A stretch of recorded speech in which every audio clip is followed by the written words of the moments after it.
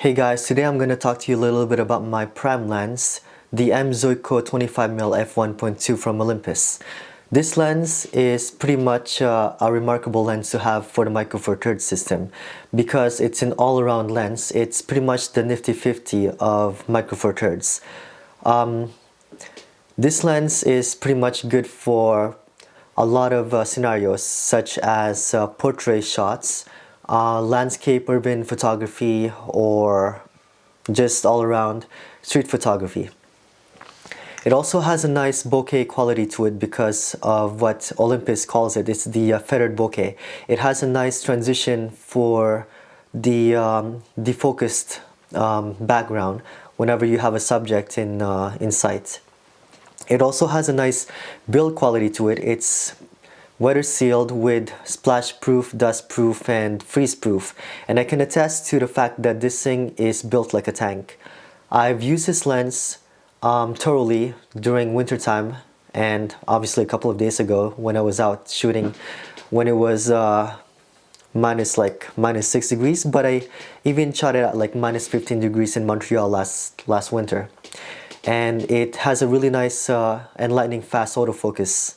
It's able to capture the subject in an instant, especially with my camera, the G9.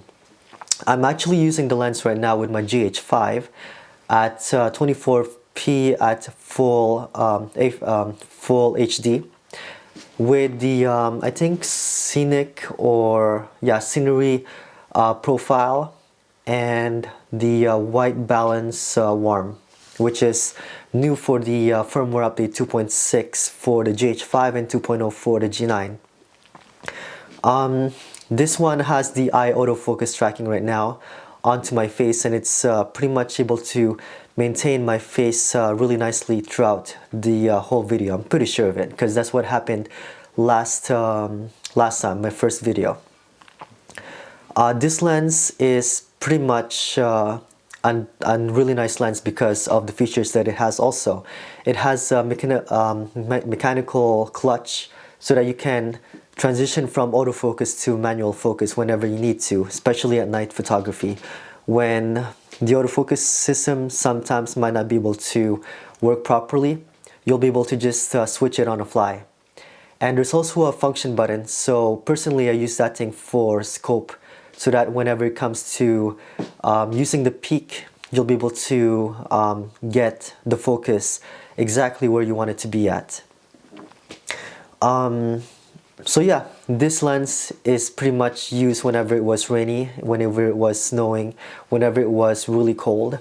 So I can definitely say with confidence that this lens is a really nice lens to have, especially if you're just walking out and about in the city and taking any type of shots that you want to have. So whatever it is that's moving, not moving, it's a really good all-around lens to use because this lens in full frame terms is the nifty 50. In Micro Four Thirds, 25mm is equal to 50mm. So personally I would call it the nifty 2050. So I'm not sure if anybody else is going to be able to roll with that, but that's how it is for me personally. Because of the depth of field of a Micro Four Thirds, it's going to be twice more than it is with a full frame camera.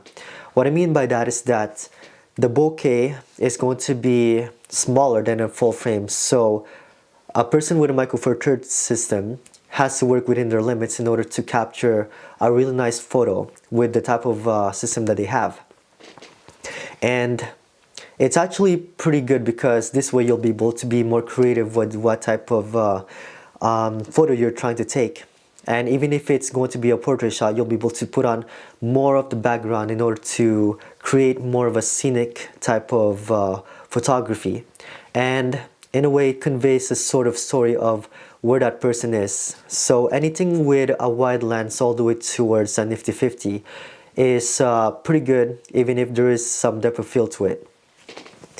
When it comes to more of a telephoto lens, that's when autofocus, like a really nice creamy autofocus background would be more desirable. But when it comes to a lens like this one here, more of the background being shown is quite alright.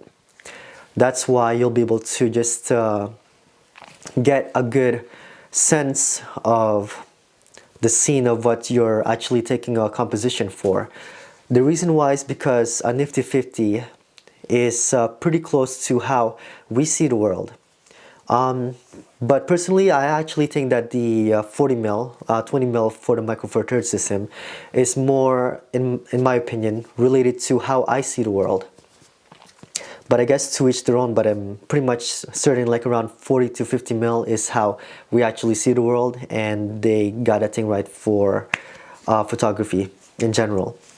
So that's why the 25 mil is an all-around lens, because it keeps you on your feet whenever it comes to composition, but it also has a really nice bokeh quality to it, and you'll be able to just use it for anything from long exposure shots to portrait shots of a person, or pretty much just run and gun type of lens. So it's not too wide, not too telephoto, not too telephotonic, I guess. I don't know how to call that, but it's pretty much a really nice lens to have, especially if you're just starting off with one lens. I would recommend this lens for primes.